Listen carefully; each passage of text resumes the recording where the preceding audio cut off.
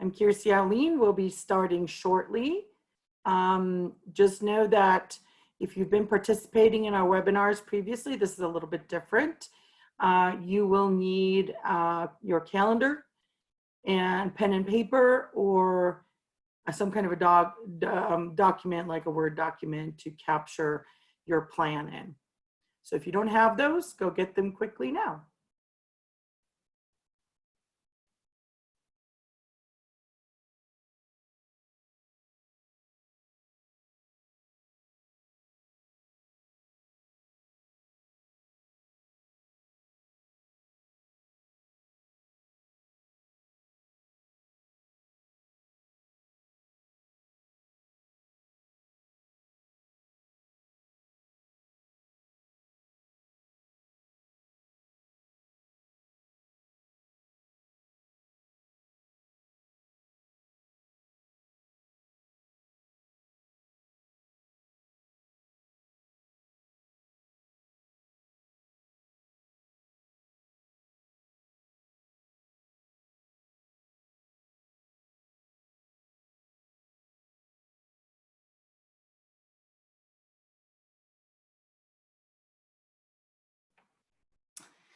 Okay, welcome everyone.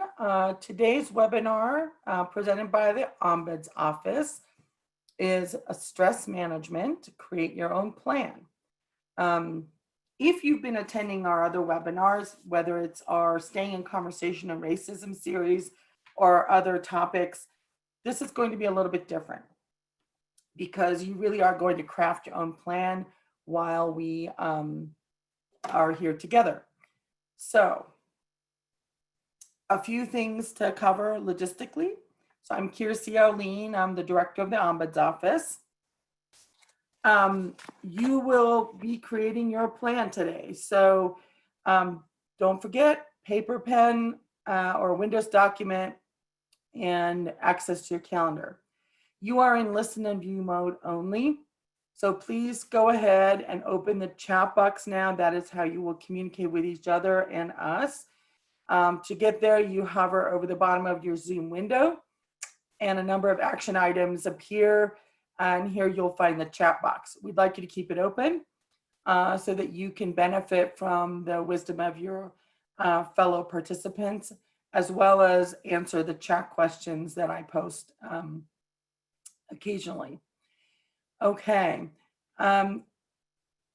If you have any questions during the presentation, Carrie McLean is my co-host, and she will be able to answer you. I will not be watching the chat box while I'm presenting, so that is where to direct your questions.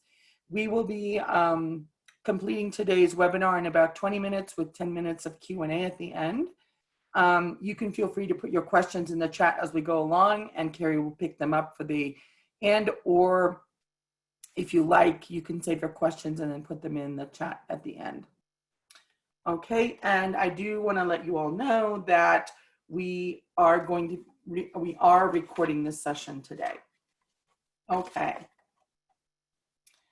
so, and what is going on? I lost control of my slides.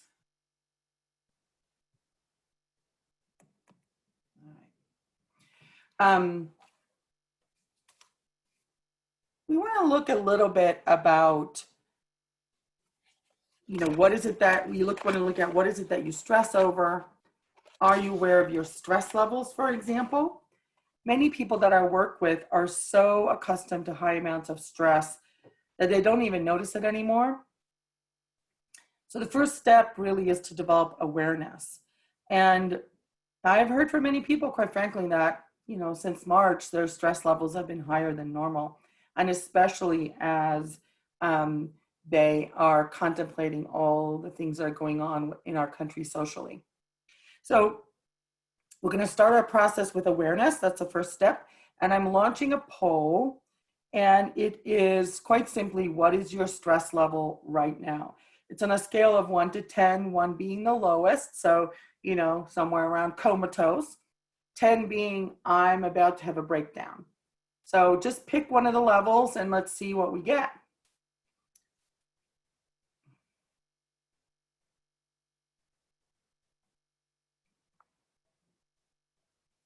Okay, interesting. Most people are right in the 6, 7, 8 range, 5, 6, 7, 8 range. Yeah. Okay, I see about 90% of you have voted. So I'm going to end the polling and share that with you. So the most common answer was 8. And then we have 6 as the next one up, and then 7, and then 5. So, 5 is right, kind of fair to middling, so that's great. 8 is getting up there in terms of, stress is high. Okay. So I want you to take a minute, use your pen and paper or Word document, and write down the kinds of things that you stress over. Okay. We are not all alike, and we all have different ways in which we stress over a situation. And okay, now I'm stressing over the fact that I can't control my slides. Okay, so quite simply, what is it that you stress over? I'm going to give you some time to do this. Just write a list. You want to take a look at what kinds of things set you off. So for example, a common setup for stress in a work environment is having a lot of responsibility without a lot of decision-making authority. So just write things down and include personal and professional. So you're one single person experiencing your personal and professional life. And, it's impossible to really separate that out.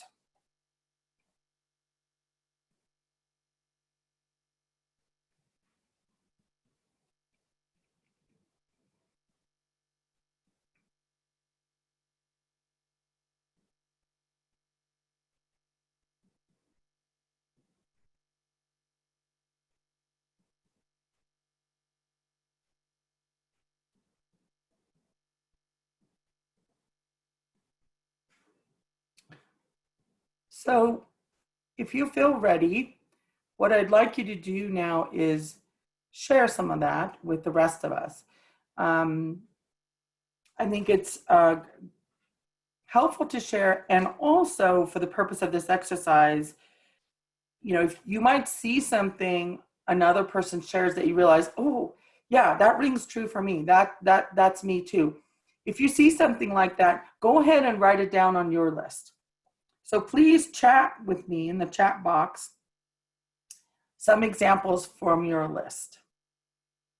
And don't use names, please, but we don't want to be calling people out in this, but just, doing a good job, being accepted, not being able to travel. Oh yeah, I'm right there with you. Money, yeah. Time constraints, perceived injustices, family responsibilities, finances, yeah.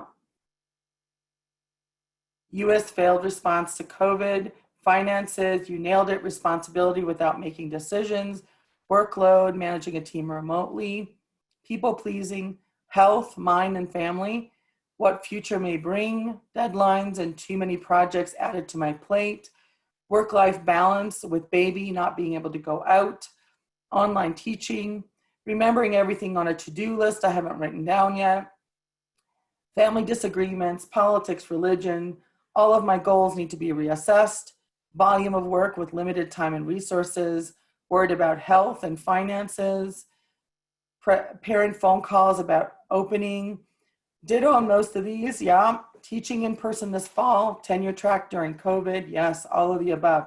Yeah, excellent. Thank you for sharing. Again, if you saw something there that someone else chatted that didn't occur to you in the moment, please write it down on your list if you find that it resonates for you.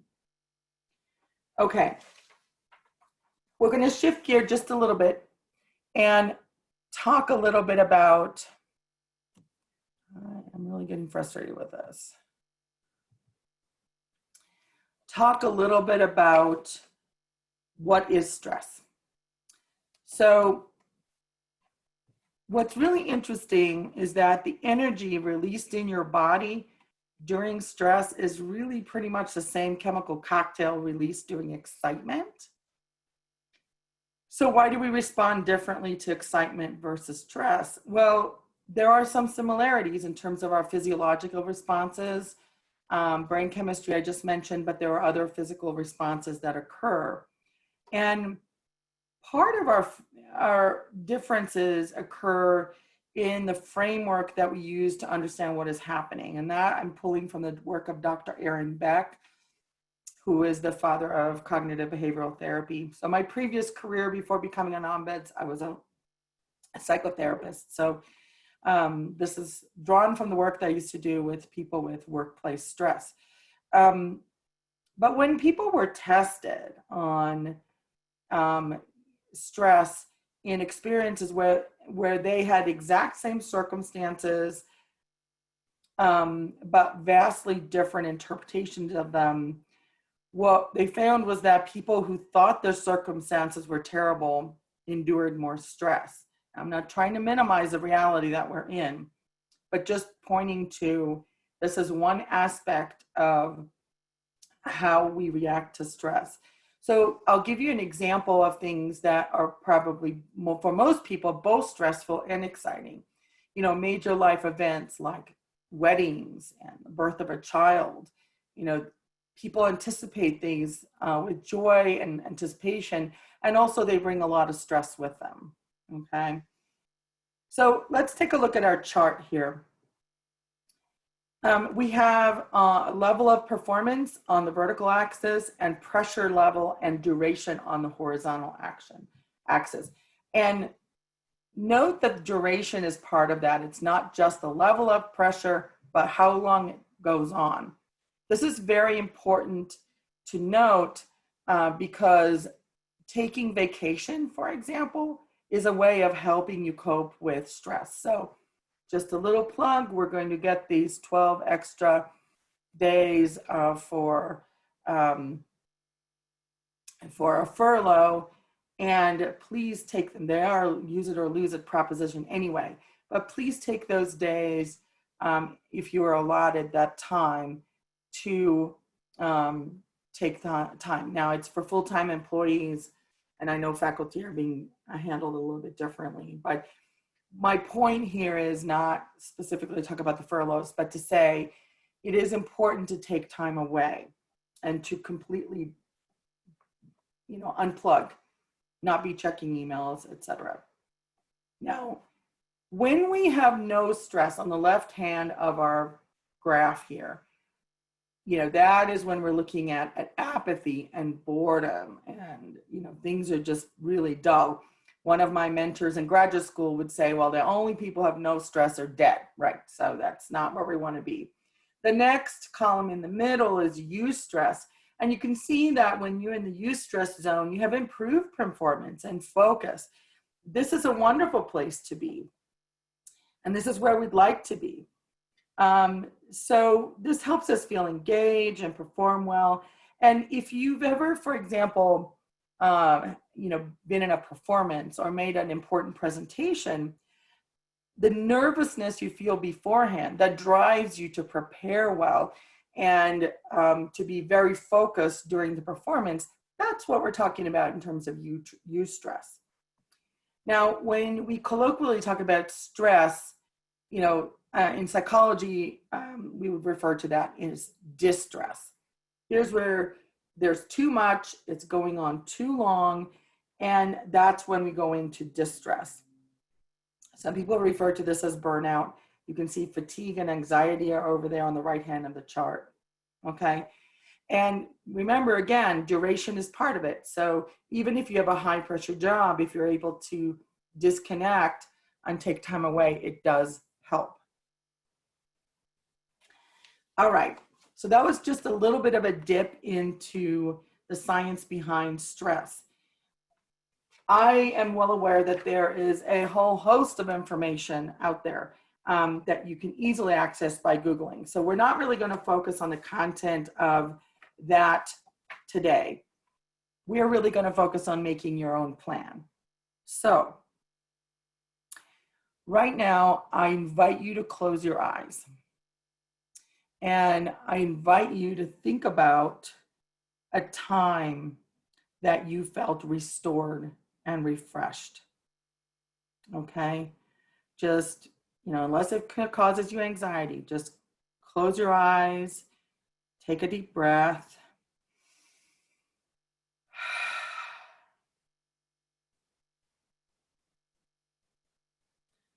Think about, when did you feel restored and refreshed? What elements were present?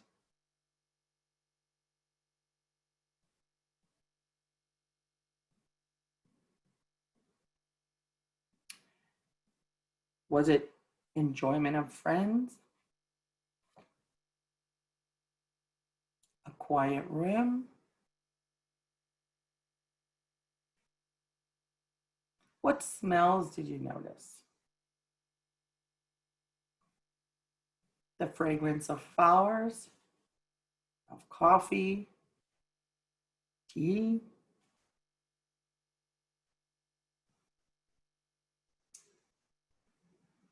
What were you doing physically?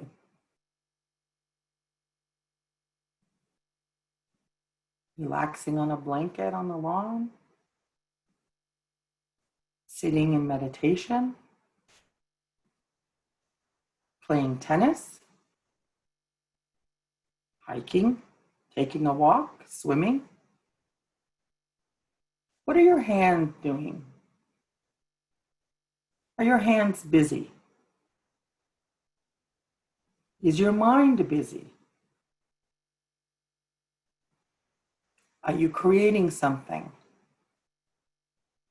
Art? Woodworking? A new recipe?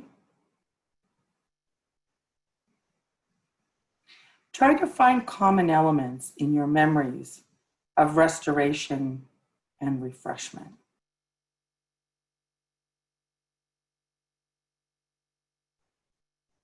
Okay.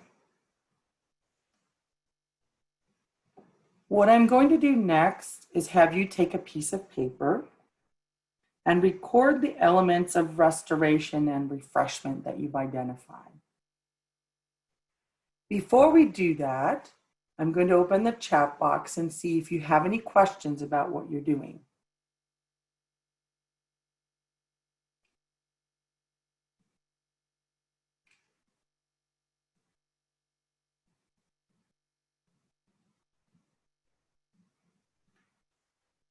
Okay, seems like it's clear. I don't have any questions. So take your pen and paper or Word document and start making a list of things that are restorative and restful for you. They refresh you. And as you do that, I'm going to talk at you a little bit. Most of us are aware of stress management techniques that have been researched. Cardiovascular exercise, meditation, yoga, for example. But over the course of my career as a psychotherapist, I came to believe that what works for people is very individual. I worked with people who found restoration in knitting, reading, singing, especially in a choir, spending time with friends, watching a movie, taking a road trip, spending time in nature, gardening, even weeding, you name it.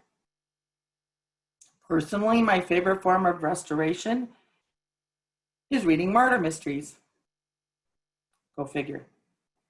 So as you think about your list here, I'm going to offer up a list of things. It's in a calendar format. Don't worry about that. But it's from Via Character Education.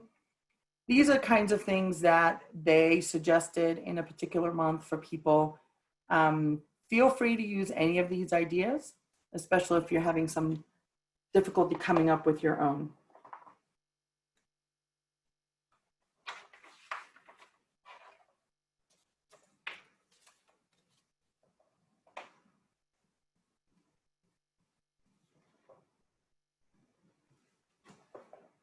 Okay. What I'd like you to do now is chat and share, examples of things that are restorative for you. I think this is very beneficial for everyone because none of us have thought of everything. And it allows us to learn from each other. Now, as you chat, I'm going to make another statement here. You may be in a situation that you really don't know what will help you refresh and restore. So don't worry, you have some fun ahead of you. Just take a look at the kinds of activities that people are mentioning and that have been shared here earlier and start experimenting. Take time to do that. Okay, fresh air, good sleep, anything outside, hiking, biking, smell of pine trees, meditation, yard work, any manual labor, hiking and camping. Mindless TV, beach, no expectation of me.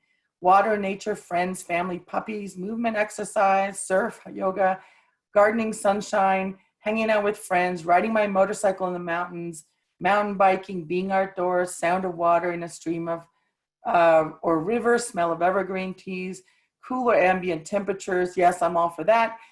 Physical exertion, dance, singing, knitting, running, watching the pups, gardening, music, relaxed meals, long lunches or dinners, writing, laughing, focused on what's right in front of me, no obligations. These are all fabulous.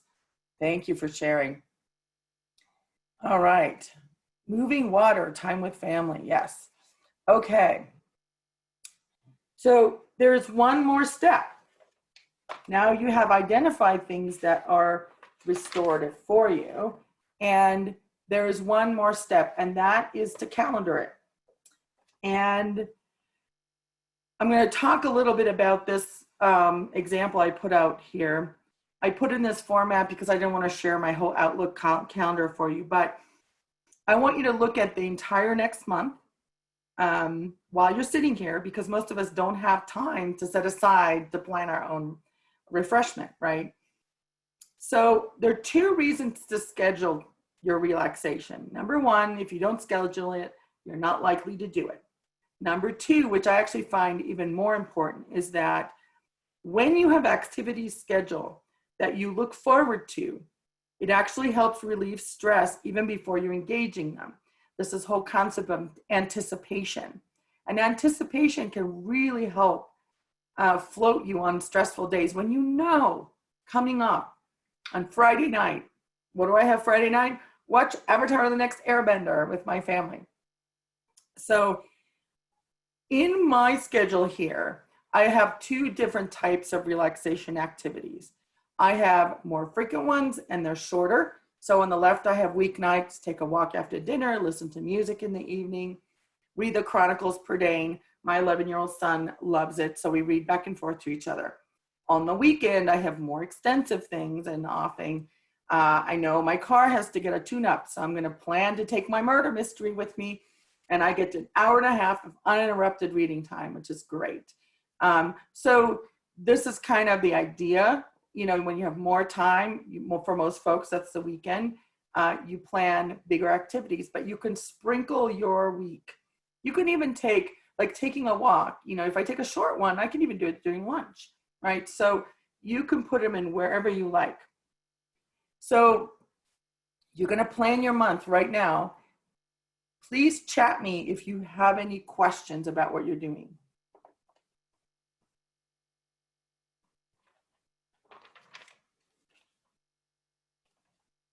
Okay, go ahead and get started. I don't see any questions right now. I will keep my chat box open so that if you have questions as you do this, you can ask me, okay?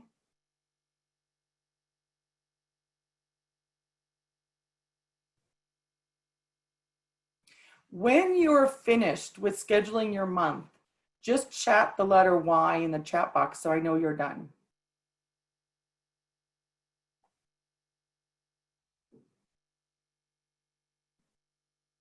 Okay, I have a question that came in. How can I possibly make a plan when my schedule is entirely unpredictable? Oh yes, so is mine. what you do is you put it in there. Even if you have to move it around, you can be flexible. Don't stress yourself out on your stress management plan. But you can move things around. But it's making a commitment to yourself that you're going to do something like this.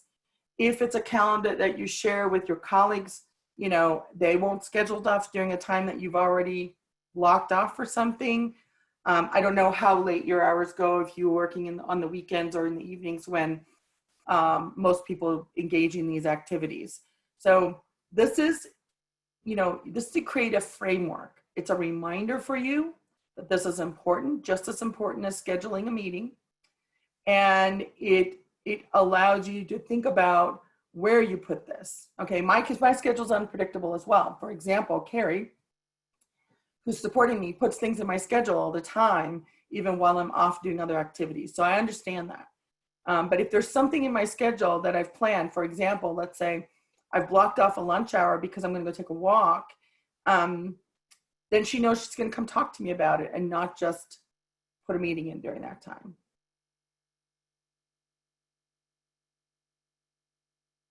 Okay, another great question. How do you stay accountable with these things? I live and work alone, and it's easy to skip healthy activities. I don't really have an answer that will be foolproof, but when you're in a situation that you feel like, I'm going to skip that walk after dinner, pretend for a moment that you are one of your close friends, and that friend has come to you and says, you know, I'm experiencing so much stress. I am just going crazy. What should I do? And give that friend some advice. So, and take a look at the advice you would give your close friend. Can you accept that advice for yourself?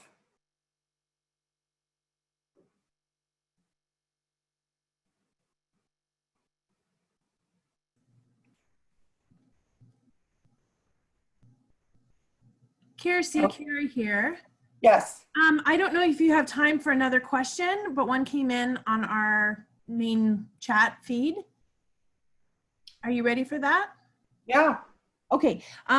Someone asked a little bit earlier on, what techniques can children who have been in a stressful environment handle? Okay, why don't you save that for the Q&A section. I want to make sure everyone finishes this, and I will do that. I have a couple of whys with people being finished. Remember, please chat me a why when you're done scheduling your month. Yep, I got some more whys. Okay, great.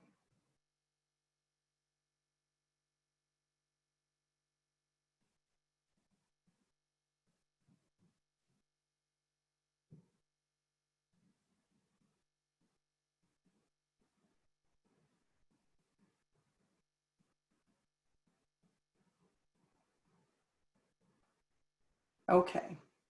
I've got quite a number of whys. Don't worry if you haven't finished. I mean, for some people, the scheduling is easier than others, but continue to work on your calendar. If you haven't finished it yet, don't worry. But I'll go ahead and address this question. You know, the kind of situation you are talking about, you know, with children in Colombia, it is really beyond garden variety stress management approach. I'm trying to find your wording exactly here. Okay.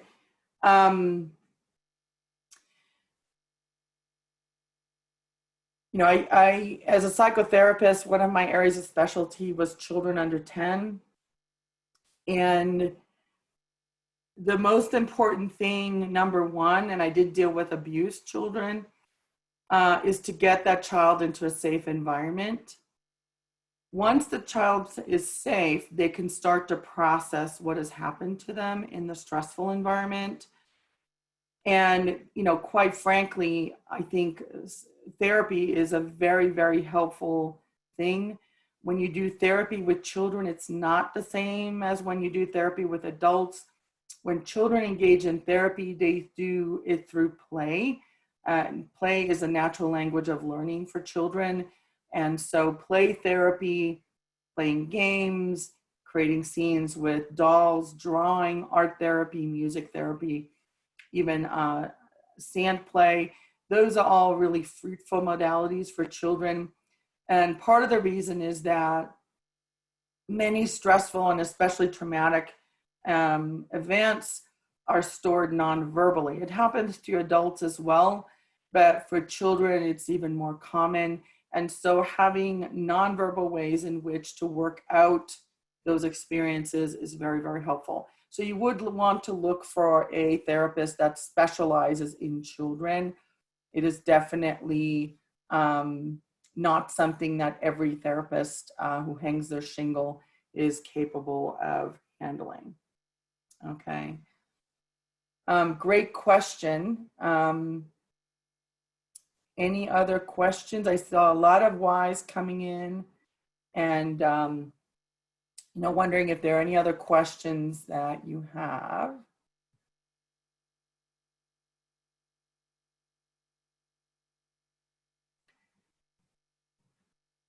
So we're about at the end of our time, so I want to recognize if anyone has to leave right at 12:30, you're free to go. Does anyone want to chat to the group? What was this experience like trying to create your own plan for stress management?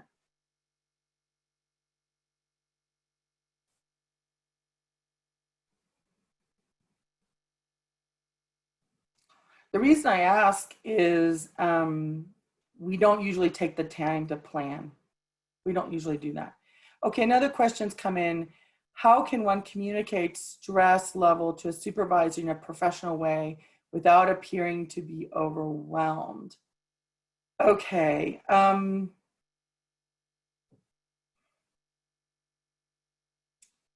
mean, you might be overwhelmed is kind of where I get to with that. And, you know,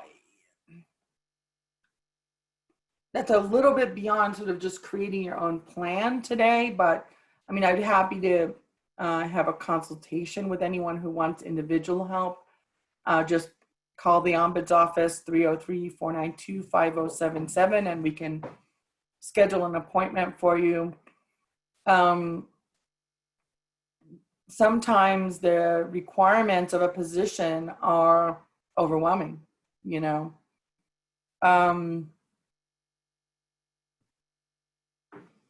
Okay, someone's saying it'll take time to build into Google Calendar, but they're on it. Yes, go for it.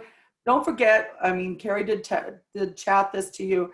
We will send you a follow-up email with a link to this recording. So if at any time you want to go through the steps again, you can just watch the recording again. And it's also posted on our website in the Lunch and Learns tab.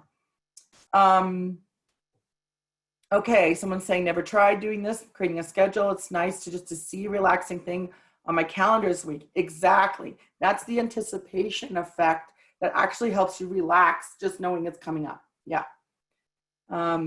Helpful to identify stressors and stress reducers, thinking of a restorative place or time and walking through that experience was a helpful practice.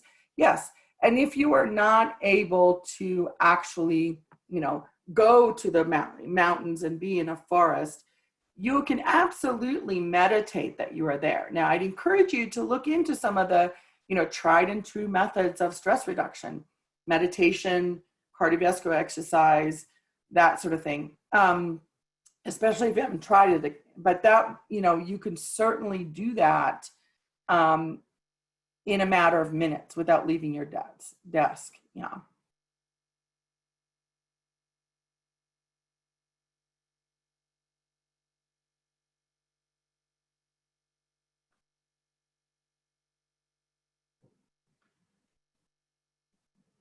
Okay. Yeah, this is, I'm getting more questions about the interpersonal aspect of the workplace, how to communicate stress to a supervisor. Yeah, okay. The activities are called stress relief so that they don't go and stress themselves over having to do them. Yes, yes, yes. You want to be flexible, right? This is for you. Um, okay, all right. Someone's just started playing with time blocking. It's working with that practice.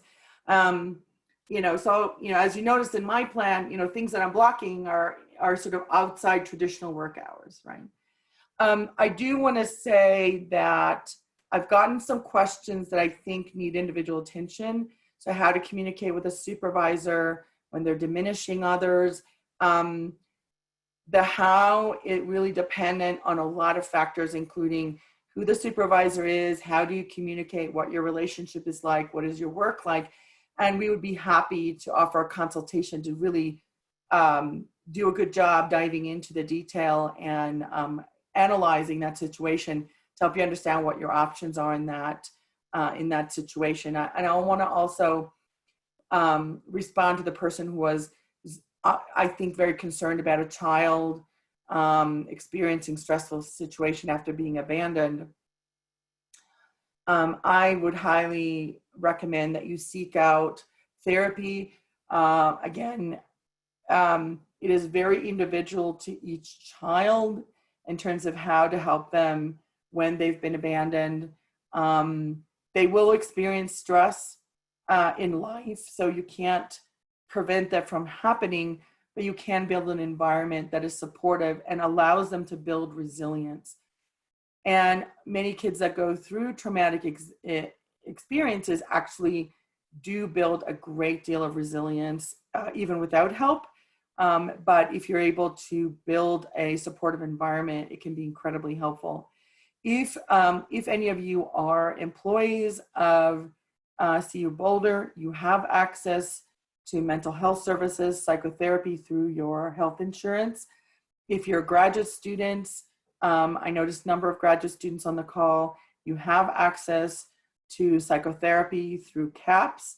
I would encourage you to take advantage of those resources, because when we're talking about managing, garden variety stress, that's very different from talking about these larger issues that are coming up. And it makes sense that they're coming up because, if that is the main source of your stress, of course it's going to come up. I'm not trying to diminish that. I just want to acknowledge that that the resources are available. Also, if you're an employee, you can go to the Faculty Staff Assistance Program. And the therapy there is free. And they do deal with family issues in addition to individual issues. And so I would encourage you to seek support. And that is a way of seeking professional support. But I also don't want to diminish that, close friends and family can provide an enormous amount of support as well. So if you have a friend that just spending time with them helps you relax, helps you let go of stress, by all means, reach out to that friend. Friends and family can be incredibly valuable. For most of us, that's, that's what makes our lives rich, right? And so I think it's a mistake to stick to ourselves and think we have to manage everything ourselves. Okay. All right. So we've got, oh, that's so sweet. We've got a kudos for the Ombuds Office to use the consultations. Okay. Yes. Great. Yes. Times of stress will come. And we are definitely in one of those times, and we're looking at furloughs, we're looking at budget cuts. Yeah. Reach out to the resources that are available to you. The university doesn't expect you to try to handle these things alone. Okay. That's why we're here at the Ombuds Office. That's why FSAP is here. That's why you have health insurance. That's why there's CAPS. Resources are available and people are trained to know how to help you. Okay, I'm going to close. Have a wonderful day, and I hope you have fun implementing your stress management plans and that it doesn't stress you out. That was not the intention, but play with it, have fun with it. Sometimes even taking 5 minutes to do something can have an enormous impact on the rest of the day. All right. Thank you, everyone.